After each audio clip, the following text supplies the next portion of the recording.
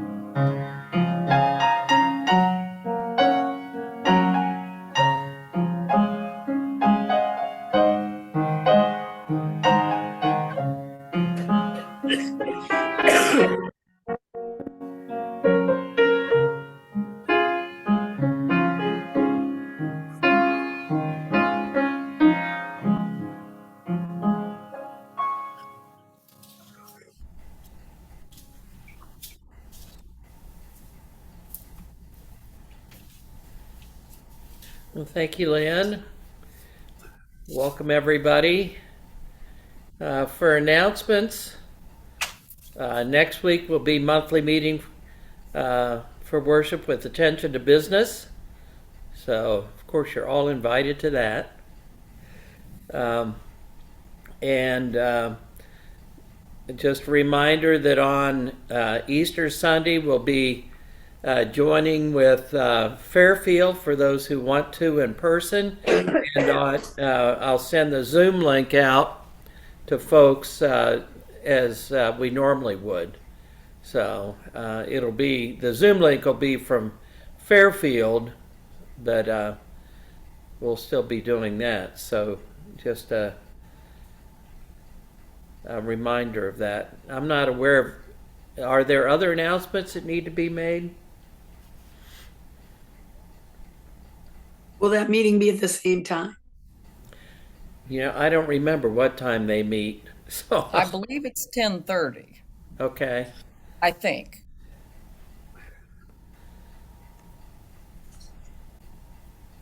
I'll send out all that information once I confirm it.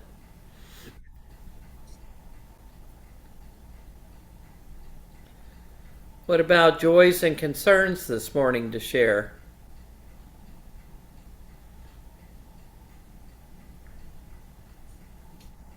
I mentioned the Friends United Meeting Board that met this weekend. I just want to say it went really well. We have a lot of wonderful people working hard to do the work on behalf of the rest of us, and was a joy to be together with them, even though at a distance. And I think we have lots of confidence that they're reaching out and doing good things in places that are not always easy.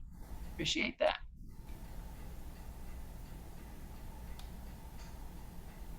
Last week, I mentioned the couple who their apartment complex was completely destroyed by fire.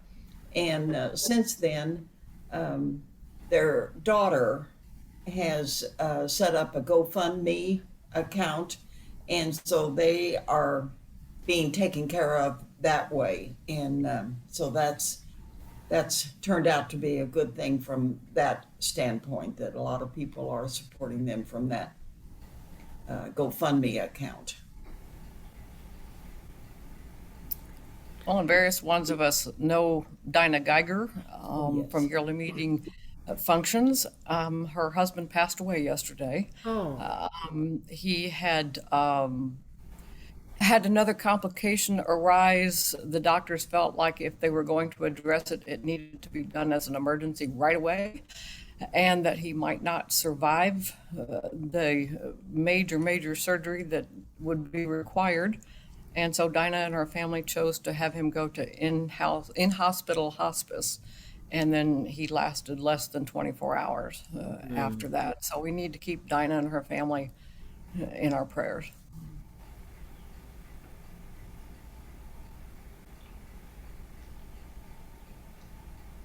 Louis Geiger was on our school bus route when we were kids, so Louis and I rode the same bus.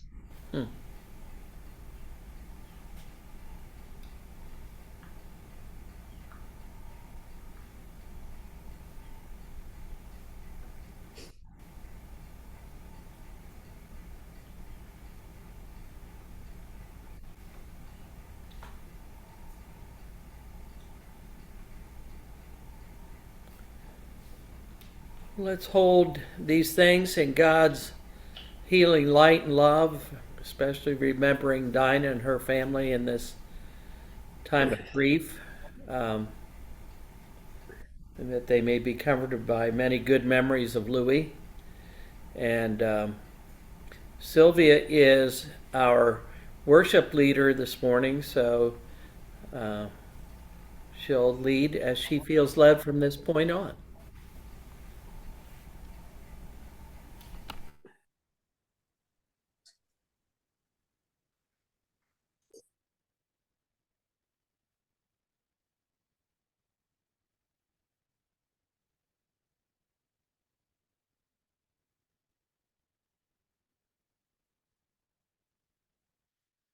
We may get interrupted by a wren who sits on this railing and chirps so loudly we can't hear each other talk, or by a flock of parrots that fly over, chattering as they go. And we'll have to close the doors if we have that happen, because it's really loud.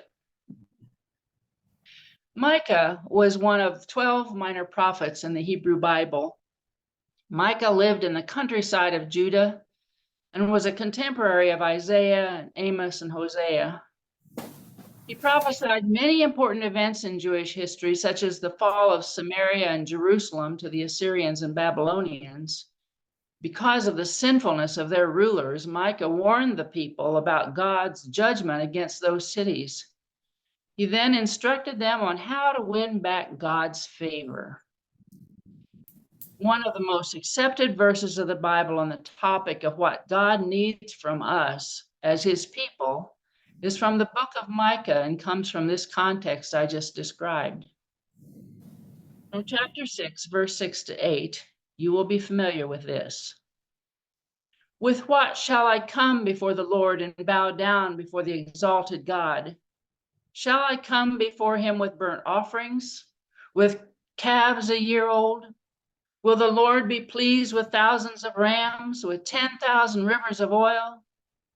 Shall I offer my firstborn for my transgression, the fruit of my body for the sin of my soul? He has showed you, O men, what is good. And what does the Lord require of you? To act justly, to love mercy, and to walk humbly with your God. Well, today's message is about that third element, walk humbly with your God. I personally need to do some work on that part. And I have struggled with knowing the difference between walking humbly and having enough self-confidence to speak up. Now, if all of you believe you have mastered humility as a quality of your Christian life, you can let me know by raising your hand and we can go on to something else. I see no one has raised their hand. Okay. With his permission to include this story in a book about him, I want to share a story from my Kenyan friend, John Mohanji, about my friend, John Mohanji. Many of you have met John. You know that he is the director of Africa Ministries for Friends United Meeting, and he has been in that position since it was established in 2005. You also know that John always dresses white. It was early in 2006 when I began working at FUM, and in the next 6 years, I traveled a lot with John in his old blue truck. The truck was old when a missionary gave it to him, and he still has it. But since it isn't trustworthy, it stays around home and his son drives it sometimes. Well, the book I haven't written yet will be named Mohanji's Old Blue Truck. The book will be 5 or 6 examples of how God has intervened in the life of John when he wasn't behaving very well or he needed a little extra grace to get him through some dangerous situations. One such example goes like this. John Mohanji was the leader in a very big church organization in Kenya. He traveled to many little churches and small villages to get to know those people and to teach them about Jesus. John always drove his old blue truck. He loved that truck and he believed it was a gift from God. John also liked to dress very smartly. Before making a visit to a church, he took a shower, he ironed his shirt, he shined his shoes, and he put on a very smart-looking suit. Mohanji had been to visit this village before, and he knew there was no road up the long hill to reach it. He knew he would have to park his truck at the bottom and then walk up a long, long path to reach the thatched roof church where the people would be waiting for him. As John bounced along the rough road to Mount Elgon, he was feeling good. He was feeling proud of the way he looked. He was hoping people would respect him as a leader of the church. And he was proud that he had such an important job to do that day. With just a few kilometers left to go, raindrops started splashing on his windshield. The closer he got to the place where he would park his truck, the harder it rained. But just when he arrived to his parking place, the rain stopped and the sun pushed its way through the clouds. "Thank you, God. I'm very glad for the sun to be shining," he said out loud. Then John began to walk up the hill. His shined up shoes began slipping a little in the wet dirt. When the climb got steeper, he slipped a little more. Then John's feet slipped right out from under him and he fell on the muddy pathway. And he rolled down, down, down. And when he came to a stop, he was covered with reddish brown mud from head to foot. He looked like a chocolate gingerbread man dipped in caramel. John was not hurt. John was not hurt except for his feelings. His dream of standing in front of his people, looking good, smelling good, and proud to be their leader was shattered. "Oh," he said, "I should have remembered that verse from Proverbs. When pride comes, then comes disgrace, but with humility comes wisdom. I have become wiser from my lesson today." Well, there are numerous scriptures that give advice about humility. Here are a few others from Proverbs, which I like because they're short and to the point. Proverbs 12, "The way of a fool seems right to him, but a wise man listens to advice." Proverbs 15:32, "The fear of the Lord teaches a man wisdom, and humility comes before honor." 18:12, "Before his downfall, a man's heart is proud, but humility comes before honor." 27:2, "Let another praise you and not your own mouth. someone else and not your own lips. In Matthew 5, in the Beatitudes, Jesus said, "Blessed are the poor in spirit, for theirs is the kingdom of heaven. And blessed are the meek, for they will inherit the earth." In Luke 4:11, after Jesus speaks about the manners of guests attending a wedding feast in regard to where they should sit, he said, "For everyone who exalts himself will be humbled, and he who humbles himself will be exalted." Paul writes about humility to the Romans in chapter 12. "For by the grace given to me, I say to every one of you, do not think of yourself more highly than you ought, but rather think of yourself with sober judgment, in accordance with the measure of faith God has given you. Just as each of us has one body with many members, and these members do not all have the same function, so in Christ we who may form one body, and each member belongs to all the others. We have different gifts according to the grace given us." And later in verse 16, Paul says, "Live in harmony with one another. Do not be proud, but be willing to associate with people of low position. Do not be conceited." Well, sometimes if we do much reading, we find other writers whose advice may be more helpful or practical as far as we know about what following Jesus looks like. The following comes from writings of Jeremy Taylor on the topic of humility and was included in Dan's after breakfast readings last week.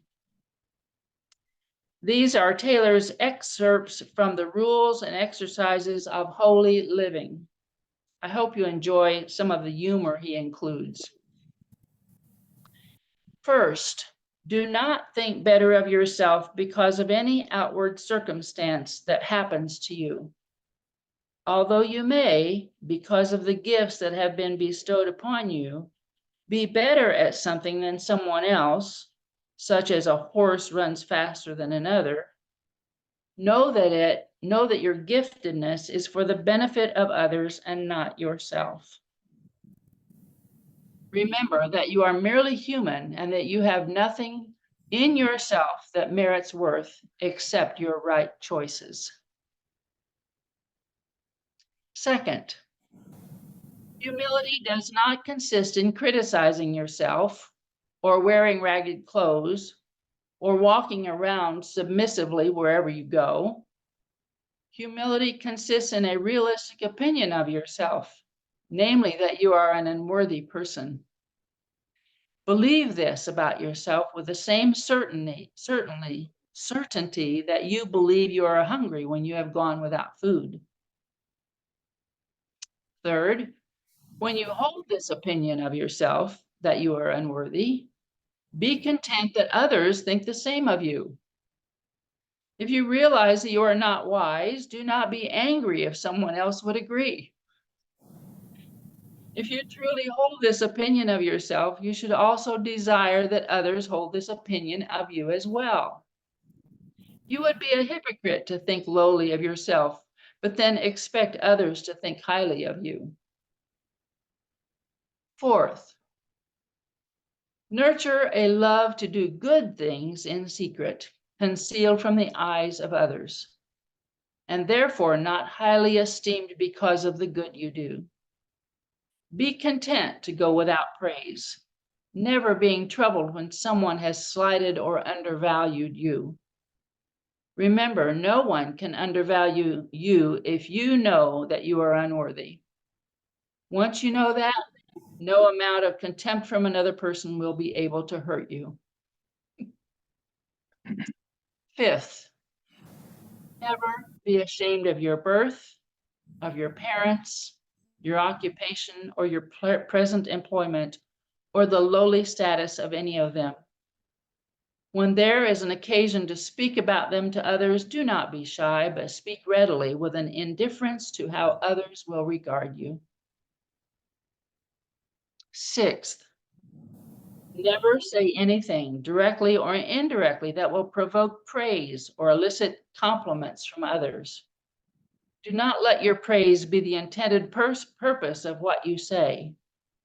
If it so happens that someone speaks well of you in the midst of a conversation, you are not to stop the conversation.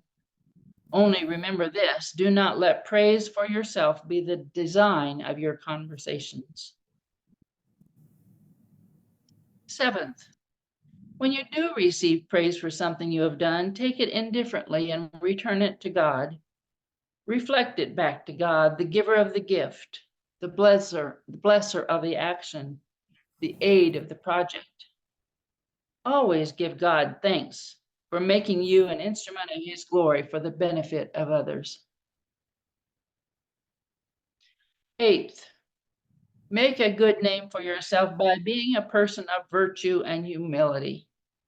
It is a benefit for others who hear of you to hear good things about you. As a model, they can use your humility to their advantage. But be careful among your own circle of friends and do not let your good reputation be the object of your gaze. Use it as an instrument to help your neighbor. Do not use it for your own gain. Be like Moses, whose face shined brightly for others to see, but did not make it a looking glass for himself. Well, there are about 16 of these altogether, and I'm only on 9, and I'm going to skip it because it's a lot like 7. I'll do a couple more.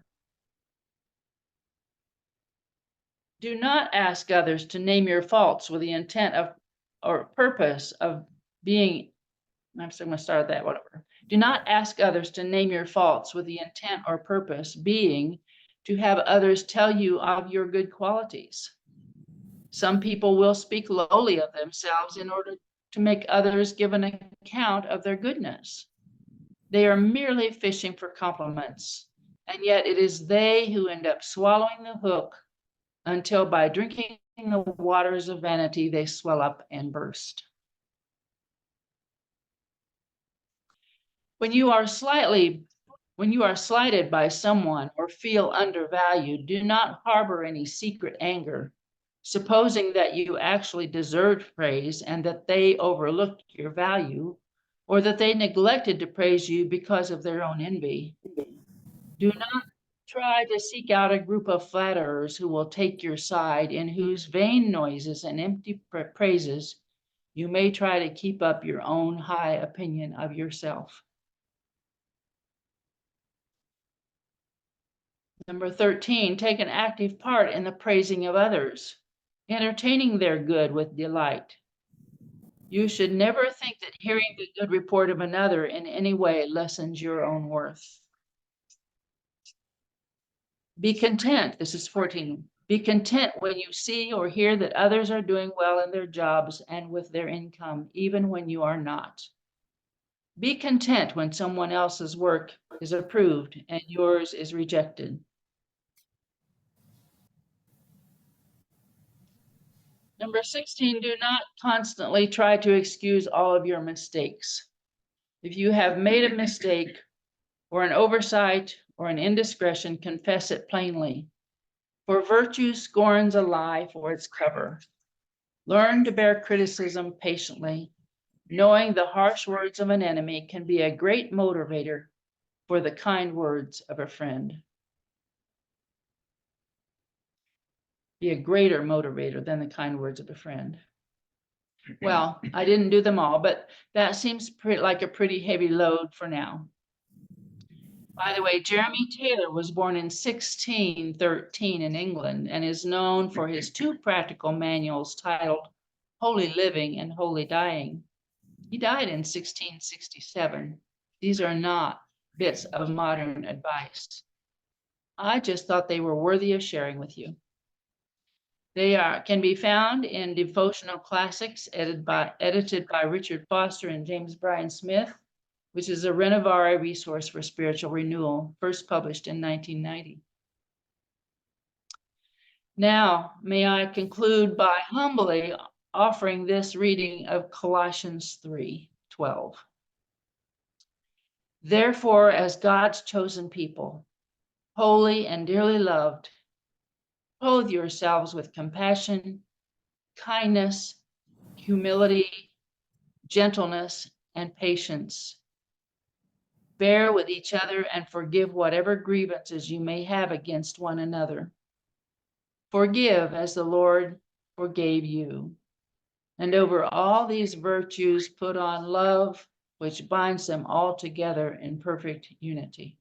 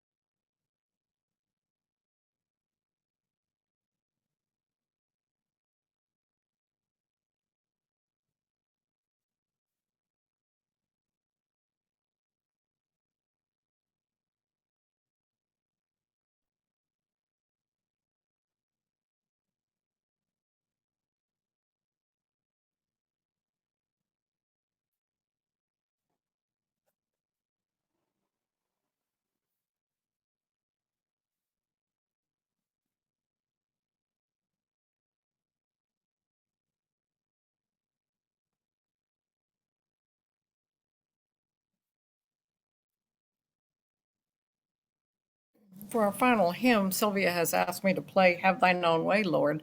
And she asked me to read the words to you before I play it.